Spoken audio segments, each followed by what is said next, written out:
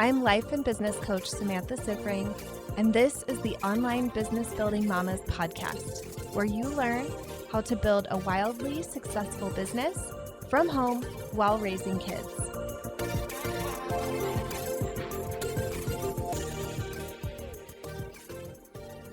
Hello, everyone. Welcome to another episode of the podcast. Today, I have something a little different for you.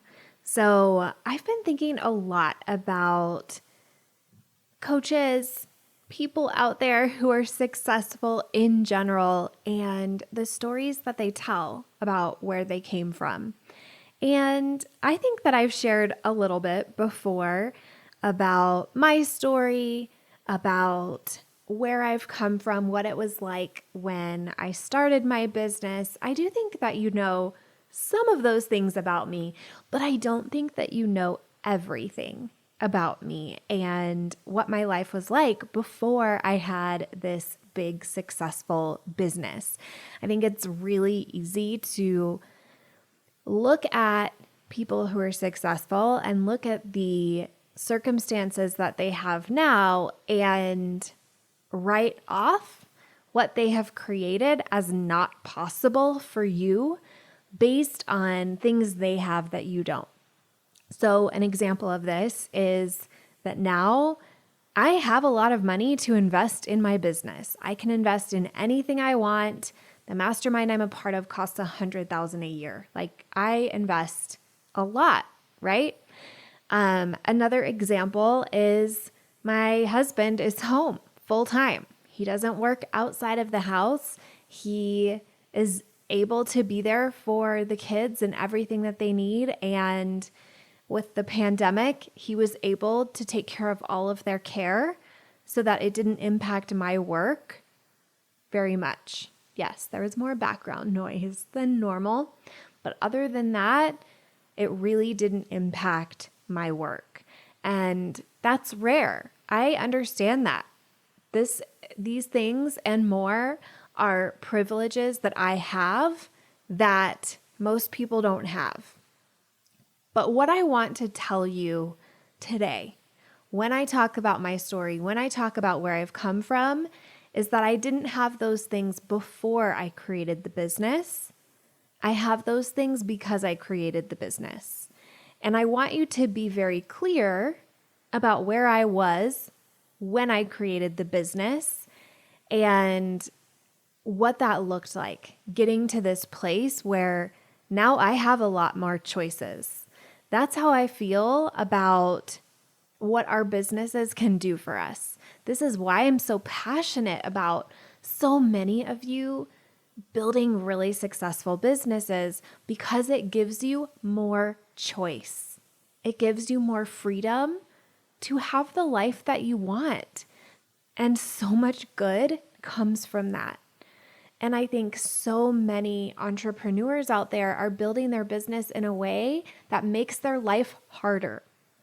This is why the whole premise of my business is simplicity and keeping it simple and doing the most efficient, effective thing, using your time in a really smart, intentional way.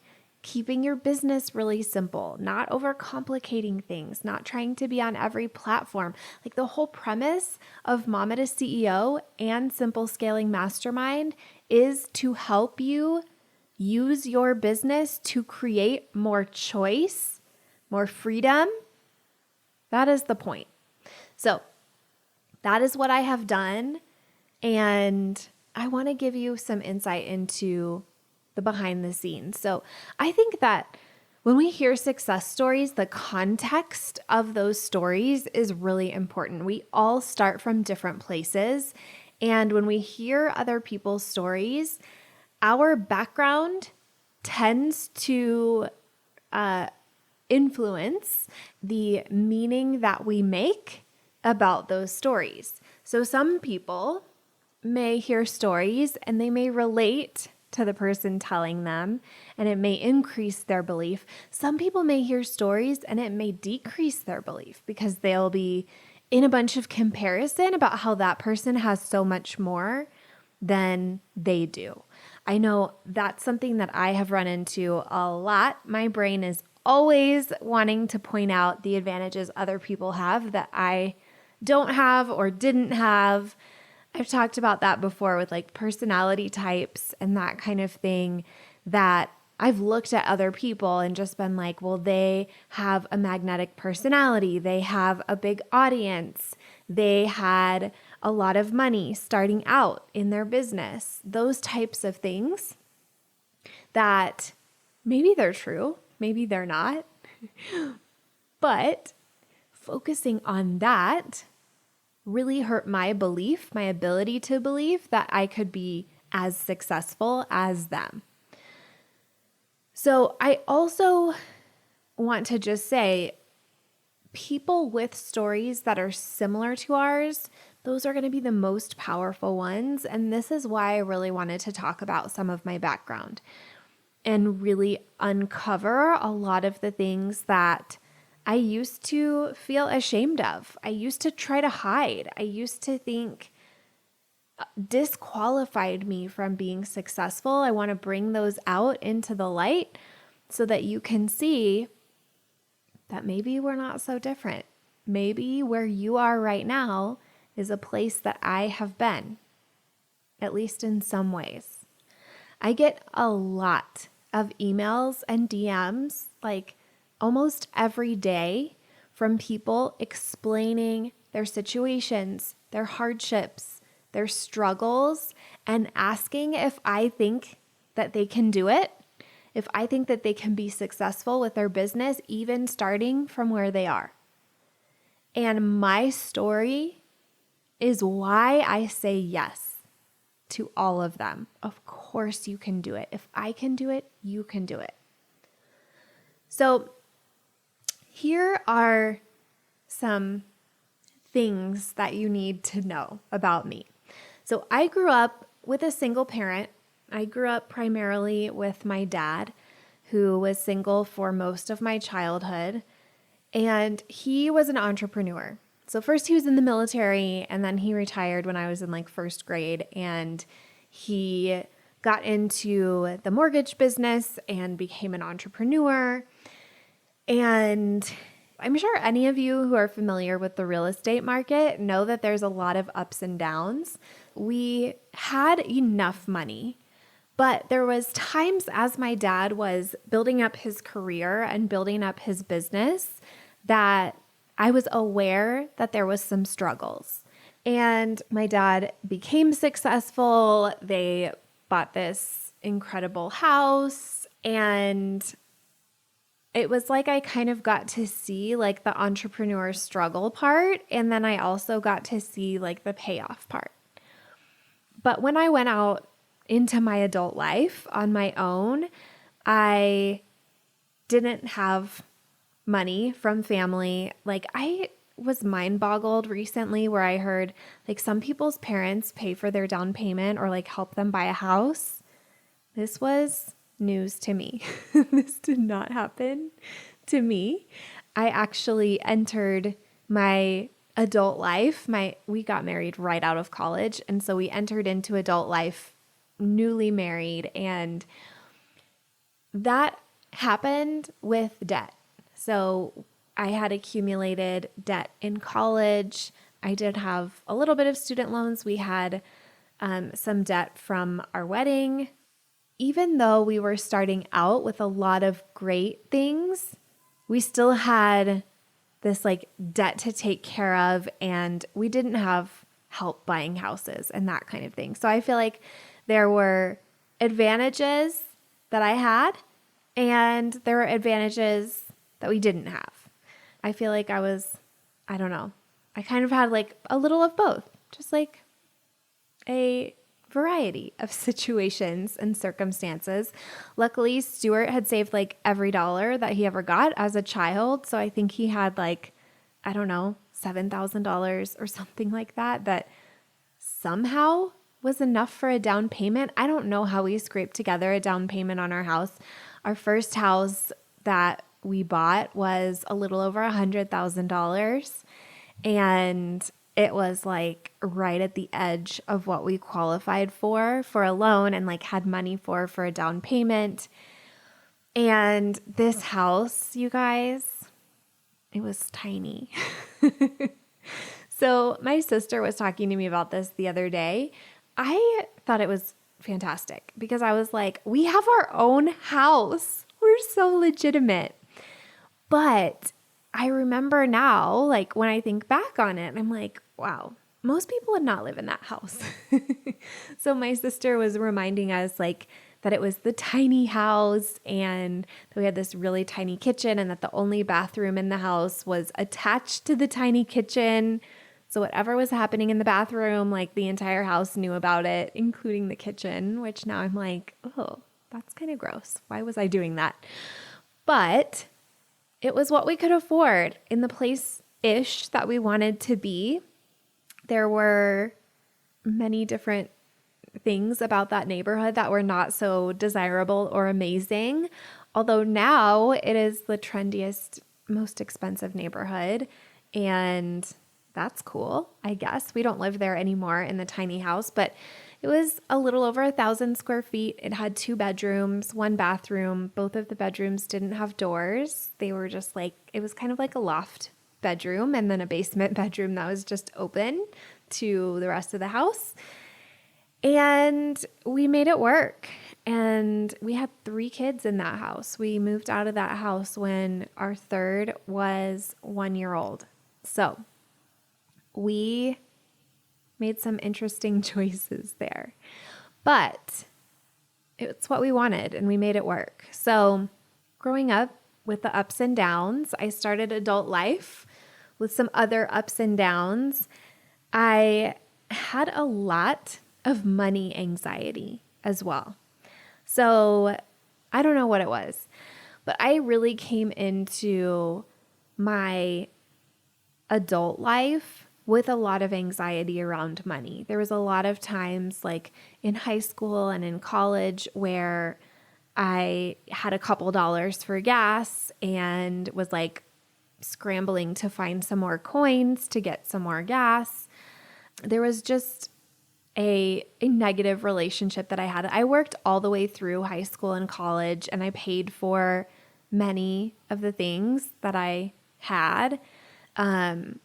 And often was overdrafting and that kind of thing. So I think that I had kind of had this relationship with money that felt very uncertain and felt very scary and on the edge. And then in our first 10 years of marriage, or I guess even longer, so I guess the whole time we were married, even until recently, we kind of had this pattern of catching a break financially and then something happening that would mess that up. Something would happen to push us back down. So like I said, we started our married life with debt and we both started out with pretty decent jobs. My first salary was like $32,000. Stuart's was like $60,000. So we were starting off in a really great financial place. We lived in the DC area, so it was expensive to live there, but still we could cover everything and aggressively paid off our debt. I went to grad school, although all on student loans. But we were able to have those choices. We were able to get ourselves out of that situation. So then when I went to grad school towards the end of that first year, I felt like we were in a really good place to just live off of Stuart's salary. And then a couple months later, I found out that I was pregnant with our first, and he got laid off within a couple weeks of each other. And initially, I think we were both like, this is the worst timing ever. But then I think we very quickly were like, okay, we can use this to pivot. We can use this to make a change. I had kind of known that I didn't want to stay in the DC area, so we decided to move to Colorado. We were able to live with his parents and get our feet under us financially again. So then there was like several months of not having any income and living off of credit and building up some more debt. And it was like just when we had gotten everything together, the income was gone and we went back into debt. And this pattern continued. So like when we bought our first house, a little over $100,000 one with the bathroom that was basically a closet off of the kitchen. When we bought that house, about 2 weeks after that, he lost his job again. And that time was really scary, really, really scary because we had a young baby. I wasn't working. I didn't have any income. And we really didn't know what was going to happen. We had just bought this house, so it wasn't like we could easily get out of that, move back in with his parents or something like that. So that was a scary time. It was an upsetting time. And what's interesting now is that I used to have this narrative of every time we would get ahead, something would happen to push us back down. But then when this happened, like now that I'm thinking back, what I see is that happened. And because we had just bought a house, this was during the time where they were doing a first-time homebuyer tax credit.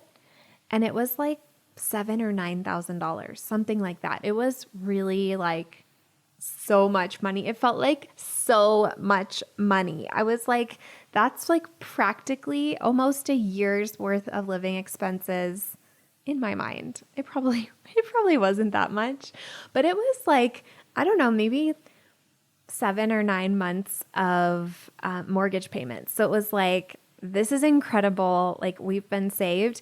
And what's so funny, at the time, I was like, that could have been our savings, our cushion. Like that could have been like we were about to be set up so well. And now when I look back, I'm like, every time we struggled, something came through for us. Like we were taken care of, we were provided for.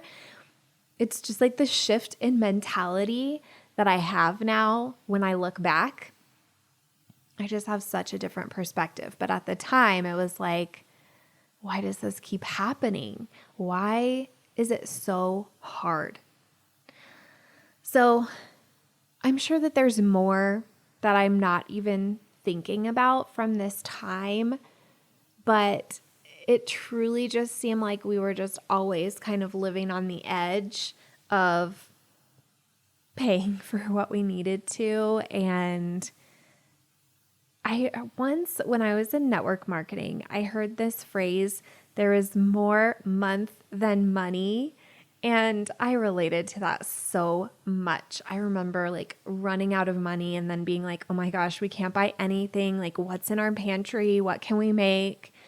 Yeah. I mean, that was our existence. We were for sure living paycheck to paycheck for a long time and had a lot of debt. Like our bank had this overdraft thing, which was really nice, where you could overdraft up to a certain amount. And we were like living in the overdraft all the time.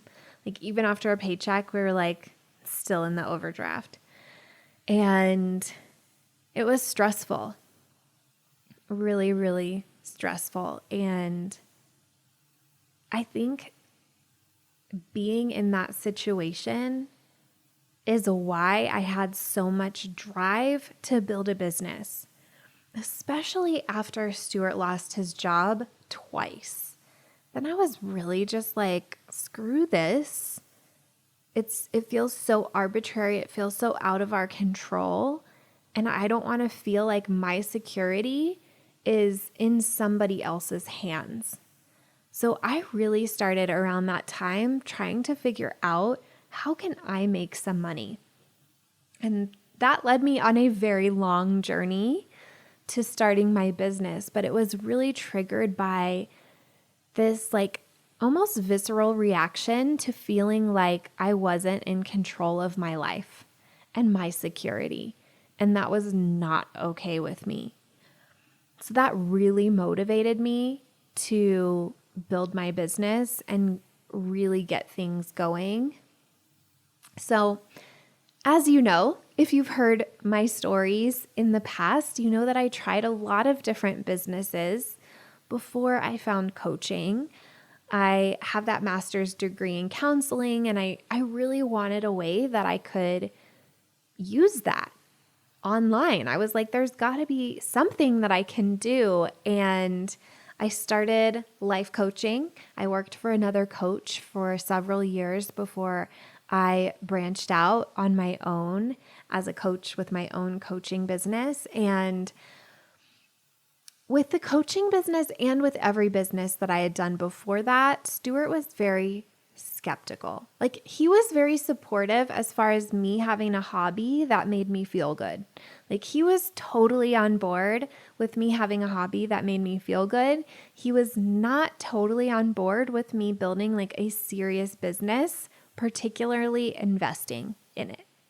So I really didn't, which is interesting to think about now, because it's like, why were we so quick to say yes to me going to grad school and getting like $30,000 worth of loans for grad school that I didn't ever use? Why was that totally acceptable and cool and everyone celebrated it and it wasn't even really that much of a discussion? And then investing anything in my business was like unthinkable. It's just interesting now thinking back on it. So as I was starting all these businesses, it was really very minimal on the investment. So it was like $200 was like a huge conversation. Anything that would cost like that amount, it was like we really had to think about it. And like, if you remember, living paycheck to paycheck and feeling like there really wasn't enough, like $200 was huge. And I know that there's some of you listening who are like, hell yeah, it is. And some of you who can't relate to that. And that's okay. But for that phase for us, like it felt like so much. And like we really had to think about it and really had to figure it out. And I also had this sense, especially when I started the coaching business, I was like, I already have the knowledge. I had worked a lot of jobs before. I had studied marketing. I had sold stuff. I had been a life coach for years at that point. I had worked in other small businesses and seen the behind the scenes. And I had a lot of good ideas in the businesses that I had worked in before. Like in every small business I'd ever worked in before, I became the right-hand person of the owner and their confidant. And really, I was business coaching before I even knew that that was a thing. So I had this sense like, I already know how to do this. I have the knowledge. Why do I need somebody else to teach me that? I already know that. But what I learned is that what it takes to scale a business is different than what it takes to make the first money and sign the first client. Growing and starting are not the same thing. They're very, very different. And while I knew so much about the growing and the scaling, I knew nothing really about the starting. So when I started my coaching business, I started it to be like the established businesses I was familiar with, which was the wrong approach because I really didn't have an audience. I really didn't have an email list or any of the things that make those larger businesses work in the way that they do. And I didn't understand what was most important when I was starting out that business. So after struggling a lot, I decided to invest. And now remember, I was in this tiny house. I had struggled with finances up and down. I had seen that as the entrepreneur story growing up. I had a husband who was very skeptical of spending money on my business. There was a lot of things that weren't ideal that made it very, very scary for me to invest. And I'll tell you now that I think my limitation ended up being my power. Because when I recognized I'm not going to be able to figure this out on my own, I need some help, I need coaching, I didn't have the option for my investment to not work. I really took ownership of making it work. I didn't have the luxury of hoping that it would work for me, hoping that if I just signed up, it would all happen. It had to work. It wasn't optional. It really wasn't. I had to have this work. It was like, not only can I not afford to sign up for this and then not have it work, I'm going to have to pay myself back from this investment that I made. I have to recoup this. And I promised Stuart, he was the investor in my business because he was the only one earning. And I was like, hey, I promise you I'm going to make this back. This is what I'm guaranteeing. This is the result that I'm guaranteeing for us from my business if we make this investment. And I think going into it with that mentality where it's I'm not even going to trust this coach to do it for me or to magically create my results or whatever. I can't delegate my results to her. I have to create them myself. I am not going to allow this to be up to anybody but me. And I think that mentality that I went into it with made all the difference because I really only did group programs until very recently. I did not work with one-on-one coaches when I was growing my business. I was like, what is the most affordable group program that I can get into that's the biggest bang for buck? That is what I want. And when I created my program, Mamatoceo, I had that same vision in my mind. I was like, I want to have something that, yes, while it's an investment, it's going to be the thing. This is the thing that my ideal client is going to buy and come into, and it's going to be lifetime access. So however long it takes her to figure this out, she has the materials. There's no rush. There's no stress. She can come in here and we will make this work, and we're both going to continue to show up until it works. That had just always been the program that I dreamed of having. I was like, no month-to-month membership, no short-term thing. She's going to come in here and I'm committed to her until she gets her results. And it's so fun now having that program. It's so fun to meet people who are where I was, who are like, this has to work. And I'm like, perfect. I will help you come in here and learn that skill of getting what you came for, of making your investment back, of signing clients in your business. I have really created a process that everybody can do that works for everybody. I'm really focused on helping you with that first client, helping you figure out, how do I get one person to say yes and give me some money? Because once you get that, everything is so much easier. So in the grand scheme of the world and even our country, I know that what has been hard in my life is easy compared to other people's experiences. I'm not going to be like, oh, I worked so hard and had so many challenges and, it's the same as every other challenge that anyone else has. I know that there is so much more privilege in my story than in a lot of stories. And I hope that I've done a good job speaking to those. so that you can hear what those were. I'm not going to pretend that they weren't there. Most of my college was paid for. We had in-laws that we could move in with as a plan B. Like even still today, it's like if this all falls apart and burns to the ground, we can just sell our house and move in with my in-laws. Like that is always on the table, and not everybody has that as their worst case scenario. So I want to be open and upfront about that.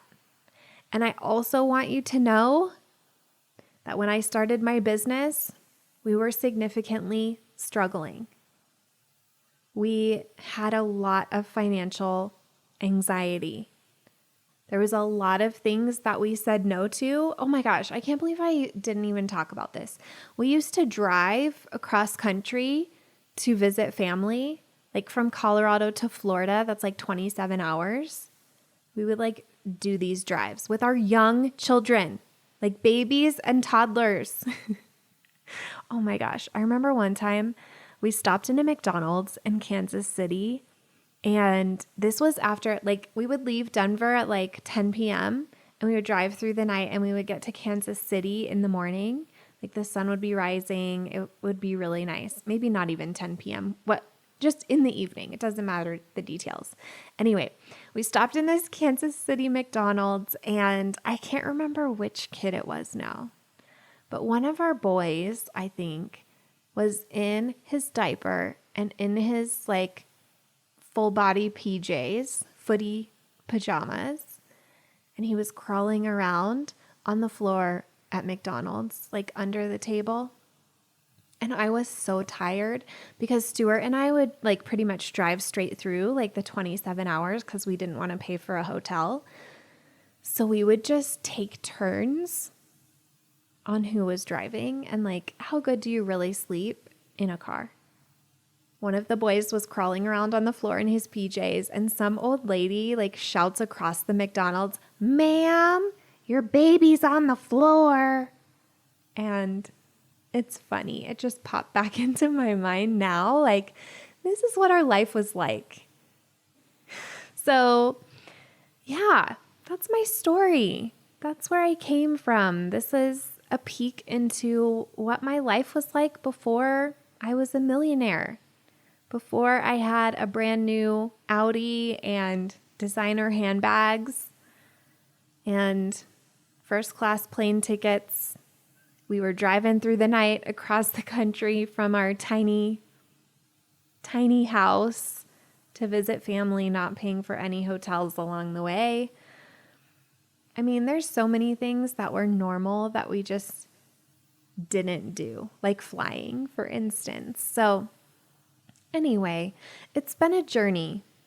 It's been a interesting road. It was difficult, and I didn't share on this episode. I think I've shared before on the podcast. I had a lot of mental health issues throughout that time as well. And now I look back and I'm like, of course I did. Life was hard. It was a struggle.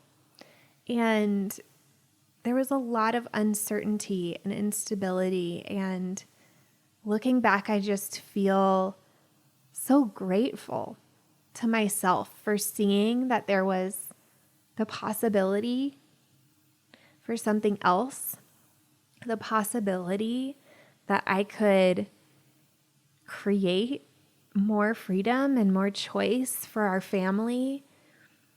I never want anybody who hears my podcast to feel like they are less than for not having the life that I have right now. And I don't think that any of you have to make $1 million if that's not what you aspire to. But I do know that making some money through your business, even if it's like $1,000, $2,000 a month, those were my initial goals. And oh my gosh, when I started making $1,000 a month, I was like, I can breathe again. $2,000 a month, I was like, we are so rich. We were not rich, but it felt like we were. It felt so amazing. And that's what I want for you. That's why I have this business. And you know what? If you want to make $100,000, if you want to make multiple six figures, multi-millions, I'm here for that too. I can help you with all of that. But I want you to know that if you are anywhere remotely similar to where I was when I started, it can be better. It can be easier. It can be easier. That is what I want for you. I want you to have a life that is easier. I want you to have more margin. I want you to have more cushion. I want you to have this deep self-trust that you have your own back, and no matter what, you have got yourself. You're there for yourself. There's so much power in that. It feels incredible. Like, yes, I like designer fancy things, but the thing that matters most is this. It's this deep knowing that I have got myself. I have got my family. No matter what happens, I'm in control. I have that power to provide. That's so valuable. And it came true when Stuart lost his job for the third time a couple years ago. And I said, 3 strikes, you're out, because I'm kind of irreverent sometimes. But it felt so good to be able to be like, you know what? I think I've got this. I think that I can hold us and handle this. So anyway, I hope that this has been inspiring. I hope that this comes across in the way that I intend it. I really didn't want to have a script or much of an agenda for this. I kind of wanted it to be a little bit more stream of consciousness and just open up about what life was like, because I didn't have a husband with a multiple six-figure amazing career who gave me tens of thousands to invest in my business when I started. We were what I feel like is just regular people living paycheck to paycheck with a kid crawling on the floor of McDonald's and a lot of pressure and a lot of shame about where we were. So if that is you, I'm right there with you. I totally get you. I have so much love for you, so much respect for you, and so much desire to really help you. All right, mamas, I will see you back here again next week.